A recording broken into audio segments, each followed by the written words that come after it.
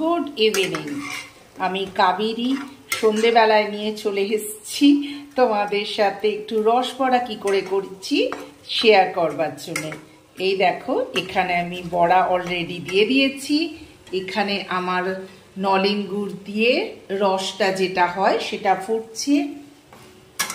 এখানে বাটা আছে, অনেক ফেটিয়ে রেখেছি আর কিছুটা সাইডে রেখেছি। তো রাত থেকে আমি বিউলির ডাল ভিজিয়ে রেখেছিলাম, মন একটুখানি রসবড়া করব।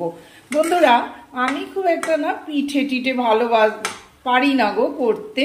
সব আমার মাই করে করে ভ্যারাইটিস খাওয়াতো। ওই পাটিসাপটা করতে পারি, আর এইটা মায়ের থেকে শিখেছিলাম রসবড়া।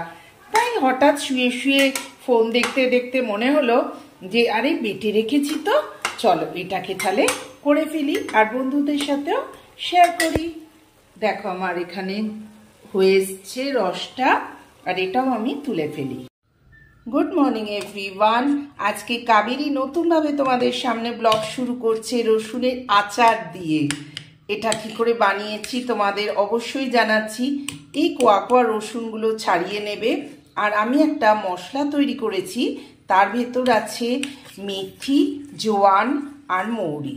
এইটা দিয়ে আমি একটু ডাস্ট করে নিয়েছি, একটু শুকনো খোলায় নেড়ে করে নিয়েছি। তারপর সর্ষের তেল, বিট নুন আর একটু লঙ্কা গুঁড়ো দিয়ে একে ম্যারিনেট করে একটু রেখে দিয়েছিলাম। এবার দেখো আমার শিশি রেডি, একটা মেয়ের একটা আমাদের। তো শিশি দিয়ে বা সব শিশিতে ভরে ভরে তুলে রাখবো। দুটো শিশিতে দেখো সুন্দর করে ঢেলে এবার চাপা দিয়ে দিই, রোদ্দুরে দিই। এখন রোদ্দুর আছে গো, ওই জন্য ভাবছি একটু রোদ্দুরে দিয়ে দিই। সকালবেলায় উঠেই আগে এইটা আমি রেডি করে রাখলাম। তারপর এখন দেখি হ্যাঁ প্রচুর রোদ্দুর জানলায় আসছে, চলো দিয়ে দিই। হ্যাঁ, চলে এসেছি জানলায় দিতে, ঠিক করে দিয়ে দিয়েছি। দেখো আমার জানলায় দেয়া হয়ে গেছে। আর এখানে রোদ্দুর আসছে বলে আমার গোপালের বিছানাটা আজকে রোদ্দুরে দিয়েছি, ওরও তো ঠান্ডা লাগে বলো। ফাইনালি বানিয়ে ফেললাম আমাদের লাঞ্চ। ছুঁড়ে দেখো, চাউল আর কারি আজকে আমাদের এইটাই। তা চাউলের ভেতর আমি একটু মিক্সড করেছি আমার মনের মতো, একটু পিস দিয়েছি, একটু পেঁয়াজ দিয়েছি। এখানে পেঁয়াজকে কি বলে জানো, মারাঠিরা কান্দা। সব মিক্সড করে জিরে ভেজে শুকনো লঙ্কা সব কিছু দিয়ে আমি দেখো বানিয়ে ফেলছি ঝুরঝুরে চাউল। তো আজকে আমাদের লাঞ্চ হচ্ছে কারি আর চাওয়াল। চলো আমার গোছানো হয়ে গেছে, দীপঙ্করকে খেতে দিয়ে দিই।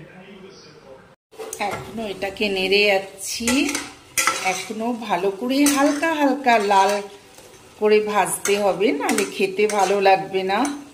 এদিকে গুঁড়ো তো রেডি, আবার এক ফোলা দিই, তারপর তোমাদের সাথে ফিরে এসে একটু গল্প করবো। হ্যাঁ, তোমাদের সাথে কথা বলতে বলতে আর একটু হলে সব পুড়ে যাচ্ছিল জানো। তো চলো এবার আমি একদম রেডি করা দেখাবো। হ্যাঁ, দেখো আমার সবগুলো ভাজা হয়ে গেল। এইবার আমি এইটুকু জায়গায় নেবো না। হ্যাঁ, এইটুকু জায়গার পাত্রে কখনোই নিও না তোমরা, একটা বড় জায়গা নেবে।